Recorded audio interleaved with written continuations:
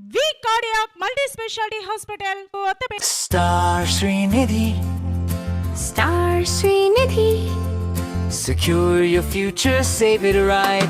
Fixed deposits that help you grow. Gold loans when you need cash flow. Easily replicate your gold loan. Buy and sell your gold. Star Srinidhi, your trusted support since 2020. Pension పంపిణీలో రాష్ట్రంలోనే Tenali first అని వెల్లడించారు రాష్ట్ర పౌర సరఫరాల శాఖ మంత్రి Nadella Manohar. Pension పంపిణీదారుల ఆత్మీయ సమ్మేళనంలో ఆయన మాట్లాడారు. పారిశుధ్యం సైతం తెనాలి మున్సిపాలిటీ 5వ స్థానంలో ఉందని, మరింత బాగా పనిచేసి మొదటి స్థానంలోకి రావాలని మంత్రి సూచించారు. అనేక మంది కొత్త పెన్షన్ల కోసం ఎదురు చూస్తుంటారు. అలాంటి వారికి సరైన సమాధానం చెప్పి వారు కన్ఫ్యూజ్ కాకుండా చూసుకోవాలని మంత్రి సూచించారు. అదేవిధంగా వికలాంగుల సదరన్ సర్టిఫికెట్ కోసం ఎక్కడికి వెళ్ళాలి, ఏ విధంగా తెచ్చుకోవాలి, అన్ని వివరాలు పెన్షన్ పంపిణీదారులు ఇంకా చెప్పాల్సిన బాధ్యత ఉందని మంత్రి పేర్కొన్నారు. ప్రజలకి మరింత మెరుగైన సేవలు అందించడానికి ప్రభుత్వం నుంచి మనం చేస్తున్న కార్యక్రమాలు వాళ్ళకి తీసుకెళ్లాలనే ఆలోచనతో ప్రభుత్వం వేల కోట్ల రూపాయలు వెచ్చించి మనం ఈ కార్యక్రమం చేస్తున్నాం. మన గ్రామంలో మన బాధ్యత తీసుకున్నాక పారిశుద్ధ్యం గురించి, అక్కడ జరగాల్సిన అభివృద్ధి కార్యక్రమాల గురించి, వీటితో పాటు గతంలో ఏమైనా పొరపాట్లు జరిగితే అవి 100% సరిదిద్దాలనే విషయం నేను వాళ్ళ దృష్టికి తీసుకొచ్చాను. ఈ మాట నేను ఎందుకు అనాల్సి వచ్చిందంటే, చాలా ప్రాంతాల నుంచి మనం వింటూ ఉంటాం, కొన్ని పత్రికల్లో రాస్తూనే ఉంటారు ఎప్పటికప్పుడు. కానీ మన దగ్గర కూడా గతంలో జరిగిన కరప్షన్ మామూలు విషయం కాదు. అంటే ఒక పంచాయతీలో నిచ్చెనలు మోయడానికి 55,000 రూపాయలు బిల్లు పెట్టారు. అదేవిధంగా రంగులు వేసామనో, లేకపోతే రోడ్లు నిర్మాణం చేసామనో, కాలువలు దవ్వామనో, ఇవన్నీ కూడా మనం ఖచ్చితంగా ఆడిట్ చేయాల్సిన పరిస్థితి ఉండాలి అని నేను వాళ్ళ దృష్టికి తీసుకొచ్చాను. ఎందుకంటే మనం కూడా రేపటి రోజున గవర్నమెంట్ నుంచి మనం ఎక్స్పెక్ట్ చేసే మినిమం సర్వీస్ ఏంటంటే అకౌంటబిలిటీ ఉండాలి, చేసే ప్రతి పనిలో ట్రాన్స్పరెన్సీ ఉండాలి. అప్పుడే మనం ఆ స్థాయికి ఎదగలుగుతాం అనే భావన మీలో ఉండాలి, మీ ద్వారా ప్రజలకి ఉండాలి. ప్రత్యేకంగా మిమ్మల్ని అందరినీ కూడా ఈ సమావేశం ఎందుకు ఆహ్వానించామంటే అభినందించడానికి కోసం. ఈ రోజున ఎన్టీఆర్ భరోసా పెన్షన్స్ విషయంలో రాష్ట్రంలో మనం నంబర్ 1 స్థానంలో ఉన్నాం. మన నియోజకవర్గం అంత పర్ఫెక్ట్గా చేయగలుగుతున్నాం మనం. అసలు ఊహించని విధంగా మన రాష్ట్రంలో జరుగుతున్న ఈ కార్యక్రమం, ఇందాక ఎంపీడీఓ గారు చెప్పినట్టు 31వ తారీఖున అవసరమైతే ఒక రోజు ముందే ఇస్తాం, 1వ తారీఖున అందరికీ అందించే విధంగా మీరందరూ ఇంటింటికి వెళ్ళి ఇచ్చే ఆ కార్యక్రమం నిజంగా చూసుకుంటే ఇట్స్ సచ్ ఎ బ్లెస్సింగ్. అర్థం చేసుకోండి మీరు కూడా. ఎందుకంటే నేను పౌర సరఫరాల శాఖలో కూడా నేను మా రేషన్ డీలర్లందరినీ పిలిపించి 65 సంవత్సరాలు నిండిన వృద్ధులకు, దివ్యాంగులకు ఇంటింటికి సరఫరా చేద్దాం మన రేషన్ అనేది మొట్టమొదటిసారి భారతదేశంలో మొదలుపెట్టినప్పుడు చాలామంది దాన్ని ఉపయోగించుకుని పాపం హర్షించారు.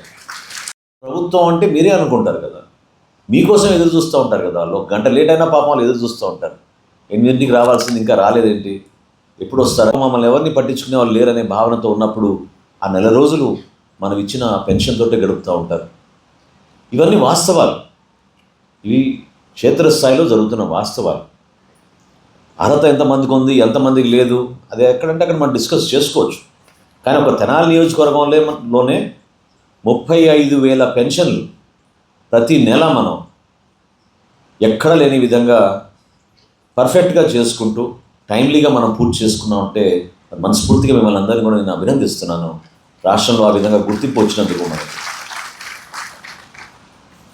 ఇందాక తహసీల్దార్ గారు చెప్పారు, ఎంపీడీఓ గారు కూడా ఆ పదం వాడారు, ఎంపతి అనేది.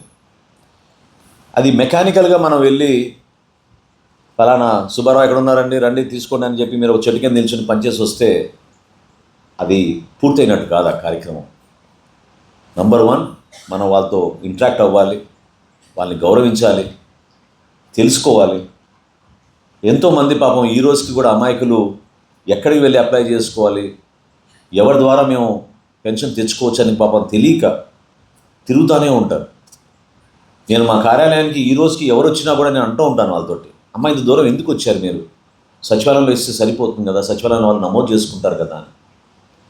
ఎందుకంటే ఇంత గోపాలకృష్ణ గారు అన్నట్టు నాకు అర్థం కాదు ఏంటంటే తెనాలి నియోజకవర్గంలో ఈరోజు దాదాపు 2,80,000 జనాభా ఉంది మనకి. ఒక్క మున్సిపాలిటీలోనే మనం 1,86,000 ఉన్నారు మనకి.